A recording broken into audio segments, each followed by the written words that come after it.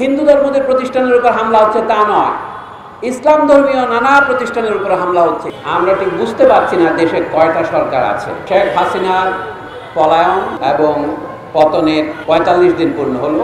একটা সরকার শপথ গ্রহণ করেছে ৮ তারিখ আগস্ট মাসের, কিন্তু পাশাপাশি আরো অনেক সরকার চলছে, কতগুলি ঘোষিত কতগুলি অঘোষিত। আপনারা জানেন আন্তর্জাতিক আইনকে কি আইন বলা হবে?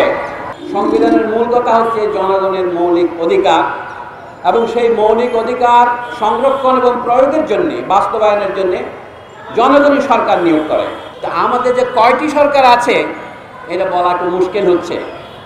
যেমন আমরা এটাকে অভ্যুত্থান বলবো, গণ অভ্যুত্থান বলবো না বিপ্লব বলবো, এই নিয়ে একটা তর্ক আছে।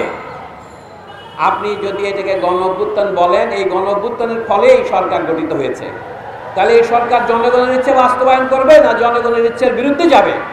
এটা হচ্ছে এই সরকারের বৈধতার মাপকাঠি।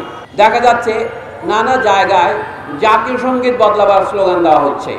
এই বিপ্লবের এইটাকে ঘোষণা ছিল, জনগণের আকাঙ্ক্ষা ছিল গত স্বৈরাচারী ফ্যাসিবাদী সরকার বিচার বহির্ভূত হত্যা সহ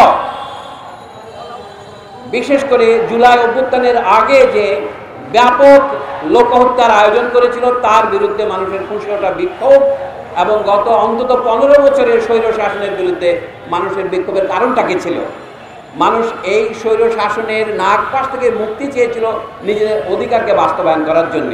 কিন্তু গত ৪৫ দিনে আমরা দেখতে পাচ্ছি নানা জায়গায় বিভিন্ন ধর্মীয় স্থাপনায় হামলা হচ্ছে। এটিকে সংগঠিত হামলা নাকি দুর্ঘটনার মতো হামলা? হিন্দু ধর্মদের প্রতিষ্ঠানের উপর হামলা হচ্ছে তা নয়, ইসলাম ধর্মীয় নানা প্রতিষ্ঠানের উপর হামলা হচ্ছে। যেমন মাজারগুলির উপর হামলা হচ্ছে। এই দেশে গত ৮০০ বছরে বা তারও বেশি সময় ধরে যে ইসলাম ধর্ম প্রচার হয়েছে, তাতে এই দেশের সুফি আউলিয়া এবং দরবেশদের একটা বড় ভূমিকা ছিল, এবং সুফি আউলিয়া দরবেশদের সুনামকে অপব্যবহার করে অনেক মাজার ব্যবসা হয়েছে, এটাও সত্য।